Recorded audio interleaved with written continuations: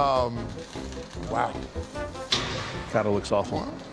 Some work to be done. Oh, yeah. But like any good hot rod, I'm sure there's a great story. Returning World War II combat veterans helped launch the hot rod craze that started out west. Combining mechanical ingenuity with a need for speed, these heavily modified cars, often Fords, were fitted with flathead V8s and raced on dry lake beds. One notable example, featured in Hot Rod magazine, was designed and built from scratch by hand by a teenager from Kansas named Dan Daniels. Rare one-of-one custom builds, like this one, remain highly prized by collectors. Well, Jeff, tell me about this car. In Hot Rod magazine in July 1950, they called it the Sunflower State Speedster. It's done by Dan Daniels in the 40s. He was 17, 18, 19 years old when he built it. He wasn't a welder and not a metal fabricator, and that's why it appeared in Hot Rod magazine. When you have one designer involved, in this case Dan Daniels, you often have some unusual elements that if there were two designers wouldn't be there. And that's what makes these cars kind of enjoyable. So when you found the car, was there a purchase price to it? I found it on eBay. It had been offered at $450, didn't sell. Say, okay, well, didn't sell this time, so I paid $350 for it the second go round.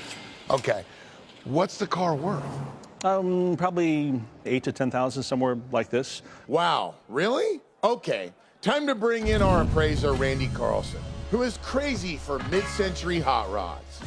Hey. How you doing, Jeff? Good to meet you, Randy. Nice Jeff to meet Hacker. you as well. So obviously what you've got here is a pile of parts. I don't see a whole lot here.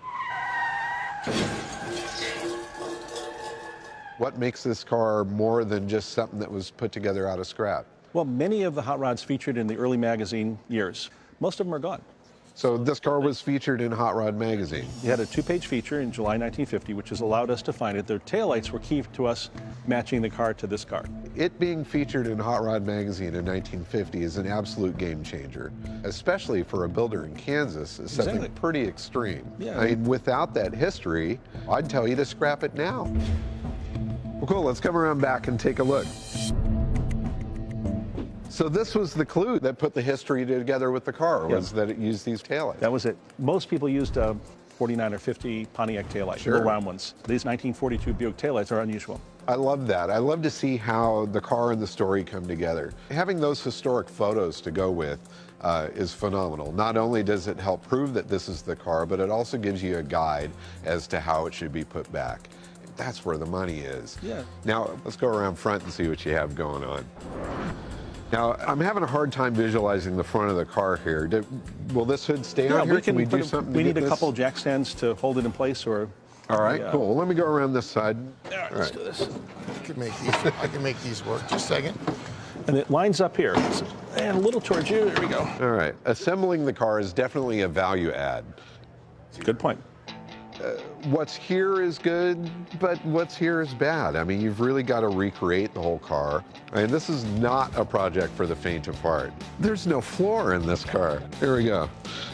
Well, I can stand. Have you had your tetanus shots? And if we go back, drive shaft, That's working for you, Randy. That's working? Maybe some goggles, you know? turn the hat backwards. Steering wheel would help. And if I need to stop, I've got my feet Yeah. on the ground. Very Fred Flintstone. I do want to recap. As it sits, you were thinking the value somewhere between 8 and 10. Right. Well, let's see what Randy has to say. Obviously, your investment in it is minimal, but what you have done and what you have added to it is you found the history of this car, and the history of it is absolutely spectacular. However, I've got to look at it and put a number on it as it is.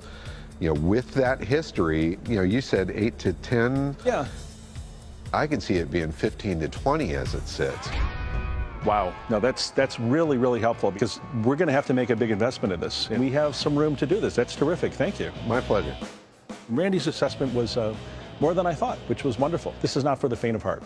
This is for someone who has to take their time and energy to kind of lovingly bring the car back.